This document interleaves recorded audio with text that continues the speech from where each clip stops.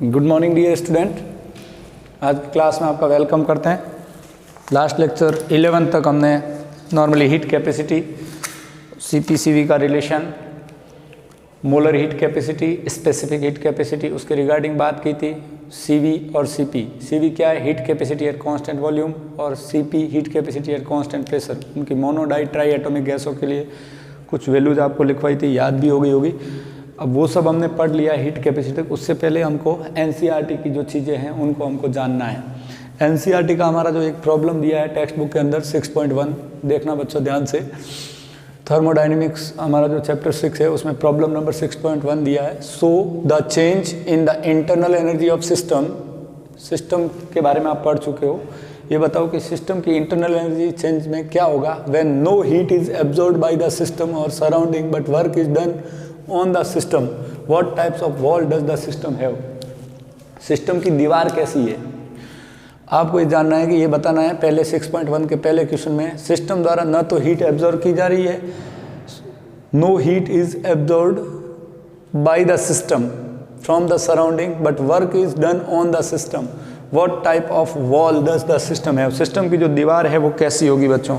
तो इसका आंसर क्या होगा, बनाइए। देखिए बहुत इजी सी प्रॉब्लम है, आपको आ जाएगी, कोई इसमें दिक्कत वाली बात नहीं है। सिस्टम क्या कर रहा है, सराउंडिंग से, पहला क्वेश्चन देखो, no heat is absorbed by the system from the surrounding but work W is done on the system.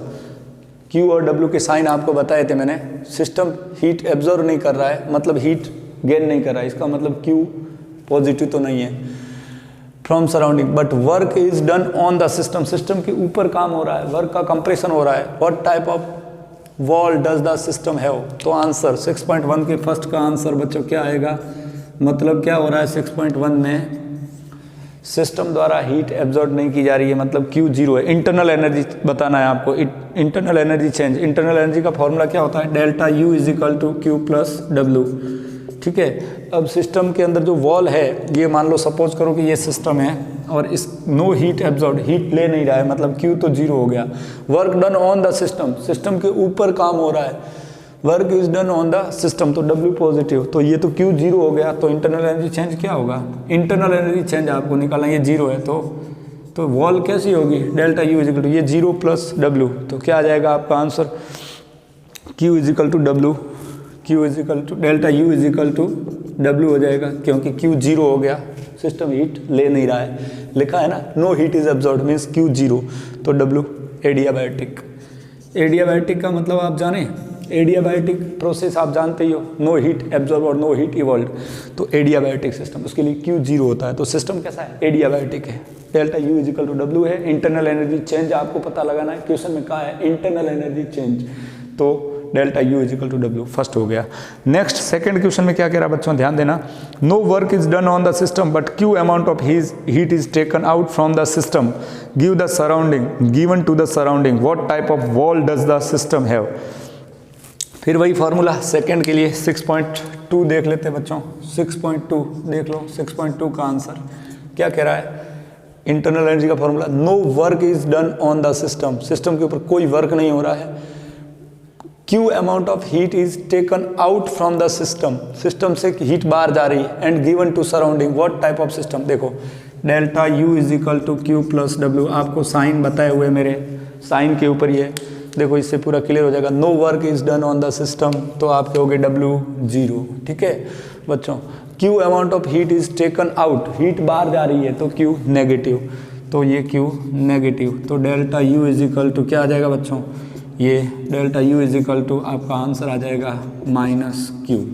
बहुत आसान सी प्रॉब्लम है, पहले ही मैंने सिखाई है। सिस्टम हीट ले रहा हो तो Q पॉजिटिव, सिस्टम हीट बाहर निकाल रहा हो सराउंडिंग की तरफ तो Q नेगेटिव, सिस्टम के ऊपर काम हो रहा है तो W पॉजिटिव, सिस्टम द्वारा काम हो रहा है तो W नेगेटिव। तो यहाँ पर इस क्वेश्चन की लैंग्वेज से आपका आंसर क्या होगा, delta U is equal to minus Q।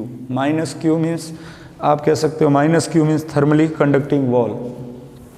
जो दीवार है वो कैसी है, इसमें एडियाबैटिक वॉल है। W बोले तो वॉल कैसी है, एडियाबैटिक, एडियाबैटिक वॉल होगी, दीवार होगी वो एडियाबैटिक होगी। इसमें कैसी होगी, delta U is equal to minus Q। Minus Q means जो वॉल है वो, जो टेस्ट ट्यूब है, मान लो ये सिस्टम है, सिस्टम की वॉल क्या कर रही है, हीट बाहर निकाल रही है, हीट बाहर निकाल रही है, वॉल के पास हीट है तभी तो आंसर क्या होगा, thermally thermally conducting wall, wall है वो कैसी है, थर्मली कंडक्टिंग वॉल है।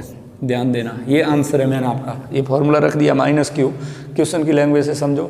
No work is done on the system, तो W 0 हो गया, but Q amount of heat is taken out, heat बाहर भेज रही है सिस्टम, तो जो सिस्टम की जो वॉल है, दीवार है, वो कैसी है, थर्मली कंडक्टिंग वॉल है। तो आंसर आपका ये होगा थर्मली कंडक्टिंग वॉल। पहले में adiabatic, no heat absorb no heat evolve, तो वॉल कैसी है, एडियाबैटिक है। यहाँ वॉल कैसी है, thermally conducting. Now answer number 3, W amount of work is done by the system, system के ऊपर W अमाउंट का वर्क हो रहा है सिस्टम के ऊपर, but Q amount of heat is supplied to the system, what type of system it would be. System heat ले भी रहा है और वर्क भी हो रहा है सिस्टम के ऊपर, तो कैसा सिस्टम है, actually terms of internal energy, questions के ऊपर ही का है, चेंज इन इंटरनल एनर्जी के फॉर्म में बताना है, किसका, सिस्टम का। तो आंसर किस तरह से आप दोगे, delta U is equal to 6.3, मैं इधर सॉल्व करता हूँ बच्चों, ध्यान देना। आंसर नंबर 6.3, फिर से देख लेना 6.3, फॉर्मूला क्या है हमारे पास, delta U is equal to Q plus W, देखना इधर, delta U is equal to Q plus W formula. W amount of work is done by the system, system द्वारा काम हो रहा है, तो W क्या होगा बच्चों, नेगेटिव W, पहले भी बताया हुआ है आपको, सिस्टम द्वारा काम हो रहा है, मतलब वर्क का एक्सपांसन हो रहा है, एक्सपेंस हो रही है सिस्टम, तो W negative. W amount of work is done by the system and Q amount of heat is supplied to the system, system को जो हीट सप्लाइड कर रहे हैं वो कैसी है, Q amount of heat is supplied to the system, heat ले रहा है, तो Q क्या होगा, पॉजिटिव होगा, तो क्या हो जाएगी, internal energy, delta U is equal to Q minus W आ जाएगा, ये आपका आंसर हो गया 6.3 का, Q माइनस W। तो अब what type of system would be, तो सिस्टम कैसा है, हीट ले रहा है और वर्क डन हो रहा है सिस्टम द्वारा, तो सिस्टम किस प्रकार का है, तो आप कहोगे कि हीट तो बाहर, देखो वापस देखो, W amount of work is done by the system, system द्वारा काम हो रहा है, तो W negative, and Q amount of heat is supplied, system heat ले रहा है लेकिन मैटर को बाहर नहीं जाने दे रहा, तो यहाँ सिस्टम का कैसा सिस्टम होगा, delta U is equal to Q minus W, system का टाइप बताओ, which type of system is this, तो आंसर आपका होगा क्लोज्ड सिस्टम। तो ये तीनों आंसर आपको समझ में आए होंगे बच्चों, मैं ऐसी एक्सपेक्टेशन कर रहा हूँ। पहले में टेस्ट ट्यूब की दीवार के बारे में पूछा है, जहाँ एक्सपेरिमेंट हो रहा है अंदर, तो वॉल कैसी है, एडियाबैटिक वॉल है। दूसरे में आपको इंटरनल एनर्जी के रेफरेंस में बताना है, वॉल क्या कर रही है, वर्क कुछ भी नहीं कर रही है, लेकिन हीट है वो क्या कर रही है, इवोल्व कर रही है, बाहर निकाल रही है, तो हीट जा रही है, तो delta U equal to -Q होगा, फॉर्मूले वैल्यू रख के, तो हीट बाहर जा रही है, मतलब थर्मली कंडक्टिंग दीवार होगी, टेस्ट ट्यूब की दीवार, ये जो ये हीट बाहर फेंक रही है, तो क्या होगा, थर्मली कंडक्टिंग वॉल, इसके पास हीट है वॉल के पास सिस्टम के अंदर, तभी तो बाहर जा रही है सराउंडिंग की तरफ हीट, इसलिए थर्मली कंडक्टिंग आएगा। और यहाँ पर work done by the system हो रहा है, लेकिन हीट है वो सिस्टम ले रहा है और वर्क कर रहा है, तो क्या होगा, क्लोज सिस्टम। टेस्ट ट्यूब के अंदर मैंने बताया हुआ है open system, close system, isolate system, पहले बताया हुआ है कि सिस्टम जो एनर्जी और मैटर दोनों एक्सचेंज हो रहे हैं, system to surrounding, surrounding to system, तो ओपन होता है। फिर एनर्जी आ रही है लेकिन बाहर नहीं जा रही है, मैटर बाहर नहीं जा रहा, तो क्लोज सिस्टम। तो यहाँ पर क्या हो रहा है, हीट एब्जॉर्व कर रहा है और सिस्टम द्वारा काम हो रहा है, बट हीट बाहर नहीं जा रही, इसका मतलब क्या है, क्लोज सिस्टम है ये। तो नॉर्मली एनसीईआरटी एक्सरसाइज का मतलब एग्जाम्पलर का क्वेश्चन है, थोड़ा सा ध्यान देना एग्जाम्पल। नेक्स्ट क्वेश्चन पे जाते हैं। इस तरह से जो एनसीईआरटी की चीज़ें वो पहले हम कवर करते हुए फिर एंट्रेंस नीट गाइड वगैरह हम लगाएंगे। तो बच्चों जहाँ तक हम जो टॉपिक हमने पढ़े उसके साथ साथ एग्जाम्पलर और एनसीईआरटी की प्रॉब्लम जो दी है अनसॉल्व और सॉल्व, वो सब आप करते जाइए साथ साथ। नेक्स्ट 6.2 प्रॉब्लम पे जाता हूँ मैं, देखते हैं 6.2 प्रॉब्लम क्या कहती है आपको। तो मैं ऐसी एक्सपेक्टेशन रखता हूँ कि आपको ये समझ में आया होगा बच्चों। Okay student, NCERT exemplar problem number 6.2 हम देख लेते हैं। इधर क्या लिखा है क्वेश्चंस में, देखिए 2 litre of an ideal gas at pressure of 10 atm, 2 litre की आइडियल गैस है जिसका प्रेशर 10 atm है, expands isothermally into vacuum. Vacuum के अंदर, ये वैक्यूम के अंदर आइसोथर्मली एक्सपांड हो रही है। वैक्यूम क्या होता है, जहाँ पर प्रेशर 0 माना जाता है वैक्यूम के अंदर। वो जो 10 atm expands isothermally, delta T is equal to 0 और डेल्टा P वैक्यूम के अंदर, वैक्यूम में प्रेशर 0 होता है, until it's total volume is 10 litre, 10 litre तक उसका वॉल्यूम हो जा रहा है। How much heat is absorbed and how much work is done in the expansion. अब इस थोड़ा सा टेक्निकली इस क्वेश्चन को हम समझते हैं। 2 लीटर का पहला वॉल्यूम आपको दिया है, V1 इज इक्वल टू दिया है 2 लीटर, बच्चों ध्यान दो, और दूसरा वॉल्यूम V2 आपको दिया है, कितनी एक्सपांड हो रही है 10 लीटर तक एक्सपांड्स हो रही है। इसका मतलब आपके दिमाग में आएगा कि मैंने आपको कहा था कि ये सिस्टम है, सपोज करो इसका वॉल्यूम पहले 2 लीटर है, फिर ये 2 लीटर से एक्सपांड हो गया, यहाँ पिस्टन लगाया हुआ है, 2 लीटर से फाइनल वॉल्यूम इसका 10 लीटर हो जा रहा है, मतलब सिस्टम द्वारा काम हो रहा है एक्सपांड। तो W क्या होगा बच्चों? W नेगेटिव होगा। क्या होगा? W नेगेटिव होगा। समझ में आ रही बात? तो अब W का फॉर्मूला आपको बताया हुआ है मेरे रिवर्सिबल प्रोसेस के अंदर, इरिवर्सिबल के अंदर W का फॉर्मूला क्या था? W is equal to minus of P external delta V, ये फॉर्मूला W का होता है। और यहाँ ऑलरेडी W खुद क्या है? माइनस है, तो Q इज इक्वल टू क्या होगा? यहाँ Q is equal to formula होगा माइनस W, और ऑलरेडी W का माइनस ये फॉर्मूले का, तो minus P external delta V और माइनस डेल्टा V। तो क्या आ जाएगा? ये W की जगह माइनस W की जगह ये माइनस का और इसका W का माइनस फॉर्मूले का रखा, तो Q क्या आ जाएगा? Q is equal to minus minus दोनों क्या हो जाएगा? P external delta V। समझिए ध्यान से, Q is equal to minus W होगा। क्यों होगा माइनस W? क्योंकि वर्क क्या हो रहा है? एक्सपांड हो रहा है, मतलब सिस्टम द्वारा काम हो रहा है, तो माइनस W। और फॉर्मूले में W का फॉर्मूला होता है माइनस P डेल्टा V, तो ये minus P delta V W की जगह रखा और ये फॉर्मूले का माइनस, तो माइनस माइनस दोनों होकर plus P external delta V। अब हमारे पास Q का फॉर्मूला क्या आ गया? Plus P external delta V। हम ये फॉर्मूला यहाँ पर पुट कर देते हैं बच्चों। क्या फॉर्मूला है? W is equal to P delta V। Is it clear? अब डेल्टा V आपका कितना है? 10 minus 2 into P for pressure. Pressure कहाँ लग रहा है बच्चों? यहाँ पर समझना ध्यान से। आप 10 लीटर, बच्चे यहाँ भूल क्या करेंगे? 10 ATM एक्सपांड हो रहा है, यहाँ 10 कर देंगे। 10 नहीं, यहाँ पर वैक्यूम लिखा है ऑलरेडी, देखो वैक्यूम, और वैक्यूम में प्रेशर क्या होता है बच्चों? ध्यान रखना, वैक्यूम के अंदर प्रेशर 0 होता है, इसलिए यहाँ पर बच्चे अक्सर बड़ी भूल करते हैं। वर्क का फॉर्मूला होगा P डेल्टा V। यहाँ पर आपको क्या वर्क नहीं निकालना है, यहाँ पर आपको Q निकालना। अब ये Q आ जाएगा, Q is equal to P delta V। तो पहले Q निकल जाएगा, Q is equal to minus W होता है इसमें, तो यहाँ कितना हो जाएगा? ये इसका फॉर्मूला क्या आ जाएगा? W is equal to, answer क्या आ जाएगा? Q is equal to minus W। आप यहाँ रख सकते हो, Q इज इक्वल टू, लिख लीजिए Q is equal to minus W। अभी मैंने आपको पूरा एक्सपांड करके बताया था, और यहाँ पर Q is equal to minus W। तो ये वर्क कितना आ जाएगा? Work is equal to, vacuum है इसलिए पूरा ये 8 इंटू 0, तो आपका वर्क क्या आ जाएगा? W इज इक्वल टू 0 आ जाएगा आंसर। आई होप आपको समझ में आया होगा, क्योंकि वैक्यूम होने के कारण प्रेशर हमने यहाँ 0 रखेंगे P डेल्टा V में, और 2 लीटर से 10 लीटर तक एक्सपांड हो रहा है, इसलिए ये आपका 8 इंटू 0 0 आ जाएगा। तो W 0 मतलब no work is done. W 0 आया, इसका मतलब अपन कह सकते हैं नो वर्क डन भी नहीं हो रहा है, और no heat absorb during this process, और इस प्रोसेस के दौरान नो हीट एब्जॉर्ब्ड। देखो हीट का फॉर्मूला क्या होता है? हीट क्या होती है? हीट Q होती है, और Q का फॉर्मूला होता है माइनस W। क्यों हुआ इसमें Q is equal to minus W? आप जानते हो delta U is equal to Q plus W। इस प्रोसेस के दौरान इंटरनल एनर्जी चेंज क्या है? 0 है। कौन सी प्रोसेस है ये?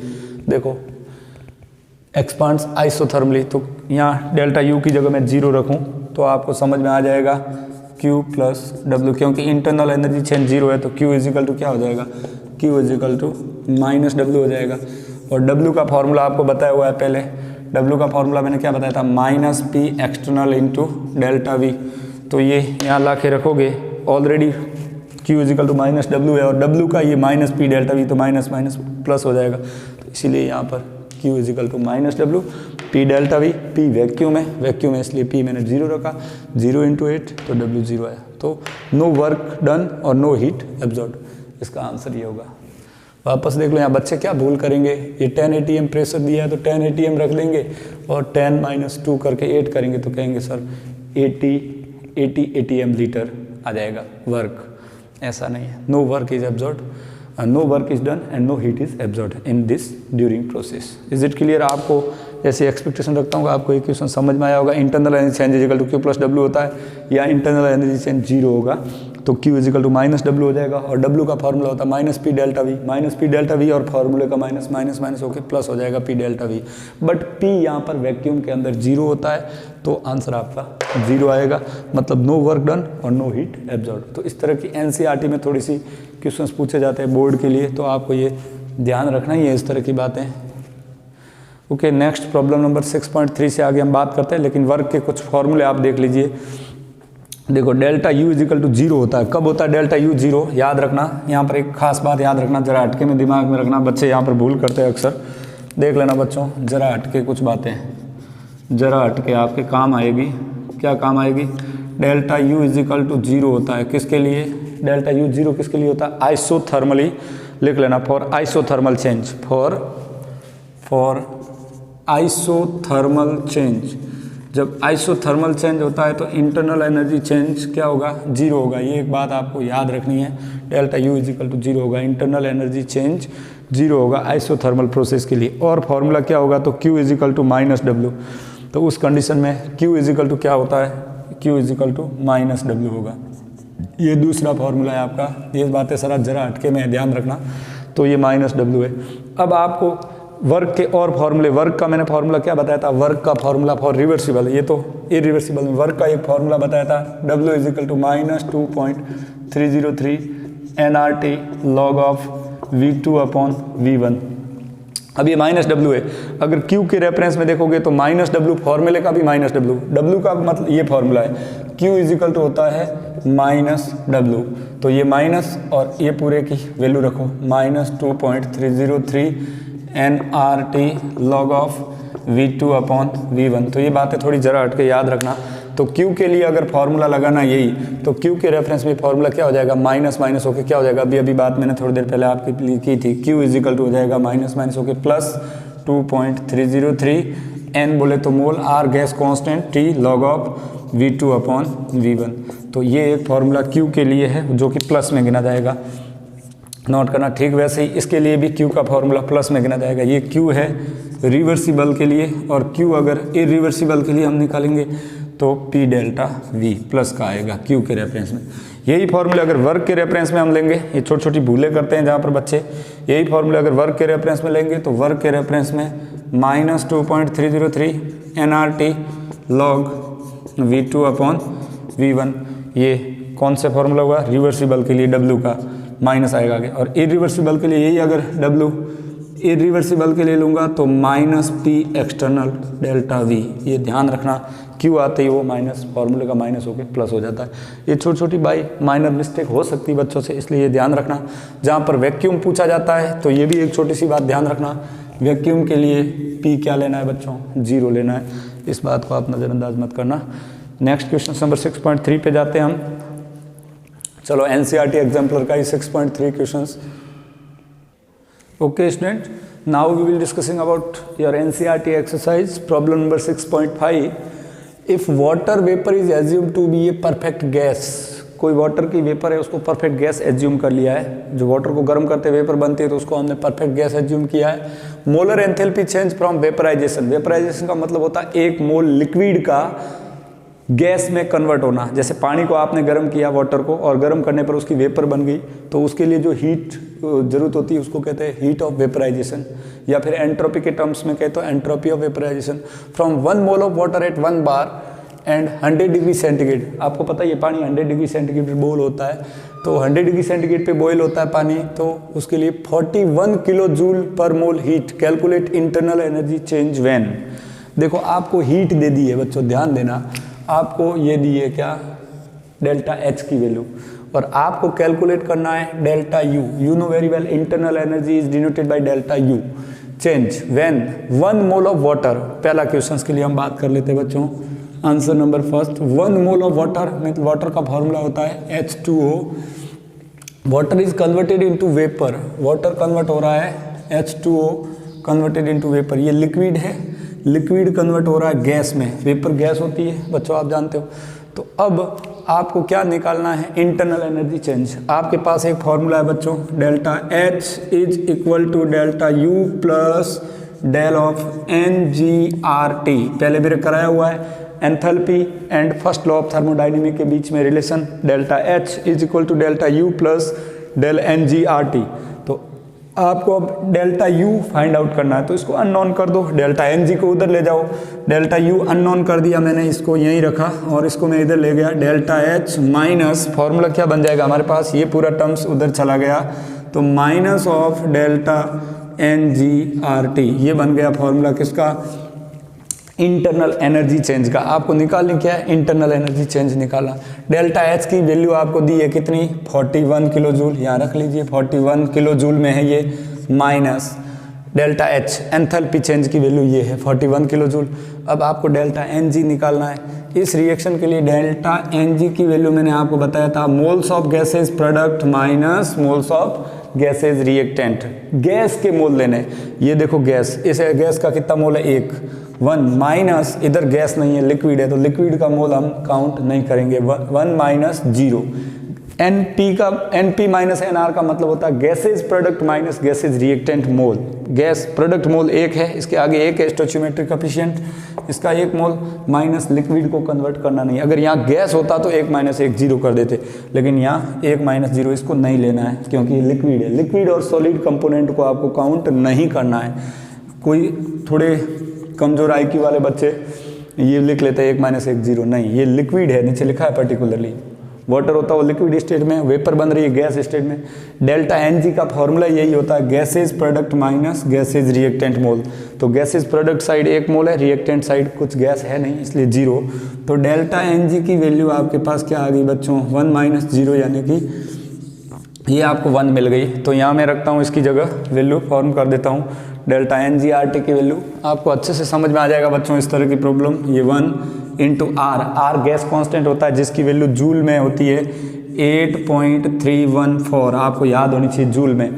बट यहाँ ये किलो जूल में है, तो इसको जूल को किलो जूल में बदलने के लिए 1000 से डिवाइड करना पड़ेगा। मीन्स मैं लिख सकता हूँ 10⁻³ इंटू टी बोले तो टेम्परेचर। थर्मोडायनेमिक में टेम्परेचर यहाँ पर लिखा है 100 डिग्री सेंटीग्रेड, 100 डिग्री को मैं बदल देता हूँ 100 degree centigrade plus 273, it will be convert into 373 kelvin में। तो बच्चों यहाँ रख लीजिए 373 केल्विन। आपको क्या मिलेगी इससे, डेल्टा यू फाइंड आउट करना है, इंटरनल एनर्जी। यही एंथैल्पी और फर्स्ट लॉ की समीकरण से ही है, ये इक्वेशन आप जानते हो अच्छे से। आपको इंटरनल एनर्जी मिल जाएगी, ये 41 माइनस इस पूरे को सॉल्व कर लो, 373 multiply by 8.314 multiply by 1 divide by 1000। तो आई होप कितना आ जाएगा, कैलकुलेट कर लेते हैं अपन इसको। तो आंसर आ जाएगा इसका 3.09 के समथिंग आएगा। देखो कैलसी से आप कैलकुलेट कर दो इसको, कोई बड़ी बात नहीं है। आंसर आ जाएगा आपका 3.096 किलो जूल, 3.096, ये भी किलो जूल में, और ये हो गया delta U, internal energy change. इसमें से इसको माइनस कर दो तो इंटरनल एनर्जी चेंज आपको मिल जाएगा। देख लीजिए अच्छे से इसको, 41 में से इसको माइनस करो तो इंटरनल एनर्जी चेंज कितना आ जाएगा, 41 माइनस 3 पॉइंट, ये हो जाएगा माइनस का 41 माइनस 3.096 मीन्स आंसर आ जाएगा 37.904, 37.904 kilo joule per mole, that is the internal energy change. पहली रिएक्शन के लिए 1 मोल पानी जब वेपर में कन्वर्ट होगा तो इंटरनल एनर्जी चेंज इस इक्वेशन से, ये बहुत बार आपको कराई हुई है। डेल्टा एच आपको दिया है, डेल्टा यू निकालना है, इसको इधर लेके माइनस कर दिया। अब दूसरे क्वेश्चंस पे जाते हैं बच्चों। आई होप आपको ये क्वेश्चन समझ में आया होगा, ऐसी एक्सपेक्टेशन मैं आपसे रखता हूँ। सेकंड क्वेश्चन पे जा रहा हूँ मैं, इसमें 2 क्वेश्चन पूछे हैं, उसमें भी इंटरनल एनर्जी चेंज ही कैलकुलेट करनी है। डायरेक्ट फार्मूला भी आप रख सकते हो, delta U is equal to delta H minus delta N G R T. Internal energy के लिए डेल्टा एन जी माइनस कर लेना है, और एंथैल्पी के लिए पहला formula delta H is equal delta U plus delta N G R T. चूँकि एंथैल्पी तो आपको गिवन है, इंटरनल एनर्जी फाइंड आउट करनी थी, तो इसमें से इसको माइनस कर दी, वैल्यू रख दी।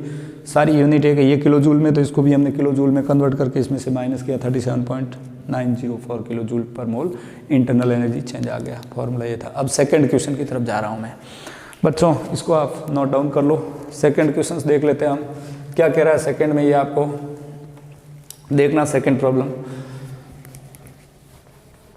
नॉर्मली आज बिल्कुल हम एनसीईआरटी बेस्ड की ही बात हमने की है, कोई एंट्रेंस का क्वेश्चन इसमें लगाया भी नहीं है, लेकिन एनसीईआरटी करना ज़रूरी भी है। ये सारी क्वेश्चंस एनसीईआरटी की बुक के ही हैं, ध्यान देना, आपके कॉन्सेप्ट क्लियर हो जाएंगे तो आपको सारी बातें क्लियर हो जाएगी। नेक्स्ट प्रॉब्लम पे जा रहा हूँ मैं, स्टूडेंट क्या कहता है नेक्स्ट प्रॉब्लम आपको देखना ध्यान से। 1 mole of water is converted into ice. आप जानते हो, इतना तो साइंस पढ़ रहे हो तो आपको पता ही है, आइस का फॉर्मूला भी H2O ही होता है। ये आइस है, आइस कौन सी स्टेट में होता है? सॉलिड स्टेट में होता है। अब इसको हम गर्म करते हैं, टेम्परेचर बढ़ाते हैं, तो आइस किस में कन्वर्ट हो रहा है? वाटर में। 1 mole of water is converted into ice. Water is converted into ice, तो इसको वाटर ले लेते हैं। चलो, वाटर कन्वर्ट हो रहा है आइस में, तो वाटर का फॉर्मूला होता है लिक्विड में, और ये लिक्विड कन्वर्ट हो रहा है H2O आइस में, सॉलिड में। इसका 1 मोल इसमें। अब आपको चेंज क्या फाइंड आउट करनी है? Internal energy. इंटरनल एनर्जी का फॉर्मूला अभी मैंने बता ही दिया, delta U is equal to delta H minus del of NG/RT। इस रिएक्शन के लिए डेल NG निकाल दो। डेल NG निकालने के लिए कॉन्सेप्ट बताया था, gases product minus gases reactant mole. यहाँ गैस है ही नहीं, कोई भी नहीं है, 0 माइनस 0 0 ही होगा, मतलब ये 0 हो जाएगा। तो डेल्टा NG की वैल्यू 0 रखूँ मैं, R की वैल्यू 8.314 रखूँ, इंटू 10⁻³ रखूँ, T टेम्परेचर 100 डिग्री मतलब 373 रखूँ, इसको 0 से मल्टीप्लाई करूँ, ये पूरा टर्म्स 0 हो जाएगा। मतलब क्या होगा? Delta H is equal to delta U होगा। आपको इंटरनल एनर्जी चेंज निकालना है। डेल्टा H की वैल्यू आपको दी है 41 किलो जूल, तो ये दोनों बराबर ही होंगे, ये पूरा टर्म्स 0 हो जाएगा। तो आंसर आपका क्या आएगा? Internal energy change is equal to enthalpy change. Internal energy change delta U is equal to delta H होगा। मैंने आपको ये कंडीशन बताई हुई है, इंटरनल एनर्जी चेंज भी इतनी ही आएगी जितनी एंथैल्पी चेंज है। तो ये आपका क्वेश्चंस इसी में सेकंड का सॉल्यूशन हुआ। देखो, आपको ये टर्म्स पहले बताया हुआ है मेरे बहुत बार कि डेल्टा NG की वैल्यू अगर 0 है तो delta H is equal to delta U होगा। आपको कुछ करने की जरूरत नहीं थी, इस रिएक्शन से ही हो जाता। ये 0 आया तो enthalpy change, internal energy change दोनों बराबर होंगे। एंथैल्पी की वैल्यू 41 दी है तो इंटरनल एनर्जी 41 होगी सेकंड वाले में। फिर एक और क्राइटेरिया बताई थी आपको, इसके लिए शर्त, डेल्टा NG की वैल्यू 0 करता bigger small bigger than greater than 0, मतलब पॉजिटिव में आ रही है, तो आपको पता है डेल्टा H बड़ा होगा डेल्टा U से। Enthalpy change internal energy change से बड़ा होगा, ये भी बात आपको बताई है। तीसरी बात ये होती है delta NG is less than 0 means minus में आ रहा है आपका gases product moles minus gases reactant mole की वैल्यू, तो डेल्टा H छोटा होगा डेल्टा U से। आगे ये चीज़ें काम लगने वाली इक्विलिब्रियम में, फिजिकल का मेन चैप्टर इक्विलिब्रियम, ध्यान देना बच्चों। ये थर्मो तो फिजिक्स पढ़ने के बाद पूरा कवर हो जाएगा वैसे, लेकिन यहाँ पर कुछ कुछ हद तक आपको चीज़ों को जानना ज़रूरी है। तो आई होप आपको 6.5 समझ में आया होगा। ये दोनों क्वेश्चन 6.5 के दोनों। अब हम NCERT एक्सरसाइज जो है टेक्स्ट बुक की, उसका क्वेश्चन नंबर 8 इसी के ऊपर है। आपको सेम यही फॉर्मूला लगेगा, कौन सा? ये वाला, delta H is equal to delta U plus del of NG/RT। ध्यान से आप इसी फॉर्मूले से आपको सॉल्व करना है। कौन सा क्वेश्चन? NCERT एक्सरसाइज का क्वेश्चन नंबर 8। मैं बोल देता हूँ, आप सुन लो पहले। The reactions between cyanide, cyanide का फॉर्मूला है NH2CN and di oxygen has done in bomb calorimeter and we got the value of delta U। Internal energy की वैल्यू आपको दे रहा है -742.7 kilo joule per mole at 298 kelvin temperature. Calculate the enthalpy change of the reactions at 298। इसको मैं रब करता हूँ। नेक्स्ट NCERT एक्सरसाइज का क्वेश्चन नंबर 8 आपको सॉल्व करवा दे रहा हूँ बच्चों, ध्यान देना, बहुत ईजी है, कोई ज़्यादा टेंशन वाली बात नहीं है, एंथैल्पी चेंज पे ही है। एंथैल्पी के पूरे फॉर्मूले भी आप जानते हो कैसे आते हैं, क्या है, सारी बातें आपको पता है, देख लीजिए एक नज़र में। क्वेश्चन नंबर 8 NCERT एक्सरसाइज का आपके पास टेक्स्ट बुक होगी, देख लेना पूरा। क्वेश्चन नंबर 8 एक्सरसाइज दी है बुक के पीछे, चैप्टर पूरा होते ही थर्मोडायनेमिक, उसमें ये क्वेश्चंस मैं आपको बता दे रहा हूँ, ध्यान देना। वैसे आप खुद भी कर सकते हो।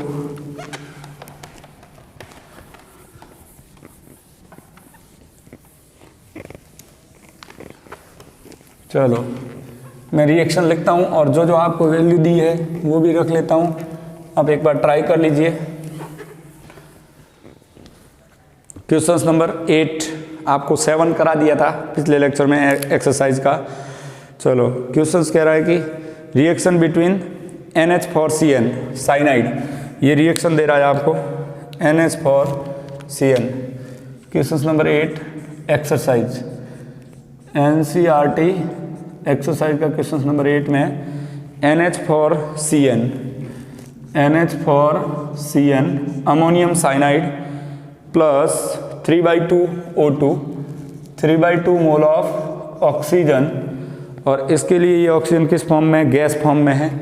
This is in gas form, this one is in solid form, converted into the N2 gas form plus N2 gas form plus CO2 gas form plus H2O liquid. CO2 gas and H2O are in liquid.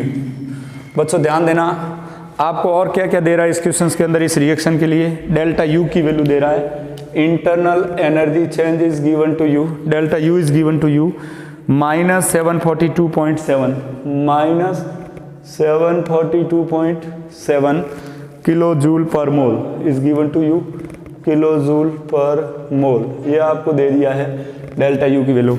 आपको पूछ रहा है calculate change in internal energy, delta H निकालो, change in internal energy.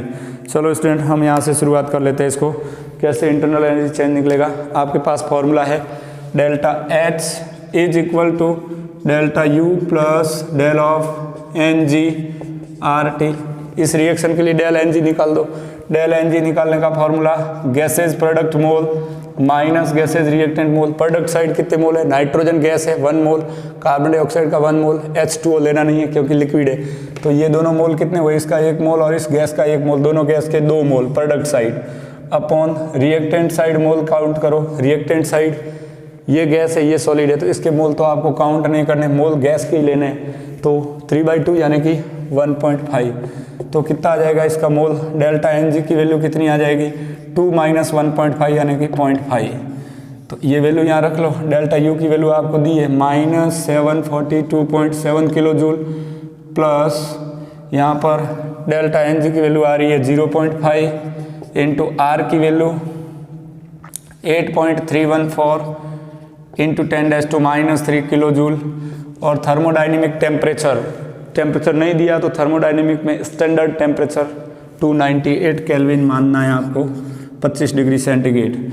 तो अब आपको क्या मिल जाएगा बच्चों, डेल्टा H मिल जाएगा, इंटरनल एनर्जी चेंज। आज हमने प्रॉब्लम में चलाई, आगे के टॉपिक को चलाया नहीं एंथैल्पी चेंज को, ओनली NCERT एक्सरसाइज की रिगार्डिंग कुछ बातें हमने की। तो अब इसको सॉल्व कर लो, आपको आंसर में कितना मिल जाएगा बच्चों, ये पूरा हो जाएगा 1.2 आई होप किलो जूल में, और ये प्लस -742.7, इसको सॉल्व कर लो, आपको मिल जाएगी चेंज इन एंथैल्पी। कितनी आ जाएगी, सॉल्व कर लीजिए, ये आ जाएगा -41.5 kilo joule per mole, -741.5 kilo joule per mole. Is it clear बच्चों, यहाँ तक आपका ये टॉपिक क्लियर हो गया होगा। डेल्टा NG निकाल दिया, फॉर्मूला वैल्यू पुट कर दी। इस तरह की प्रॉब्लम आपको एग्जाम में सर। अब उसके बाद आगे आपको आगे का टॉपिक एंथैल्पी के बारे में हम कल चला रहे थे, एक्सोथर्मिक और एंडोथर्मिक रिएक्शन के लिए एंथैल्पी, वो आगे हम देखेंगे। Enthalpy of reaction, enthalpy of combustion, enthalpy of formation, उसके बाद second law of thermodynamic, free energy, entropy, और थर्ड लॉ। यहाँ तक का चैप्टर अभी रहा है, और भी बहुत सारी चीज़ें आती है बॉम्ब कैलोरीमीटर वगैरह पे एग्जाम में, ग्राफिकल बेस्ड और एंट्रेंस की कुछ चीज़ें बहुत बाकी है अभी, लेकिन यहाँ तक आप पहले एकेडमिक क्लियर करें, फिर गाइड भी लगाने की कोशिश करें एंट्रेंस के लिए। Thanks for visit. आज के लेक्चर को मैं यहाँ फिनिश कर रहा हूँ, फिर मिलते हैं अगले लेक्चर में।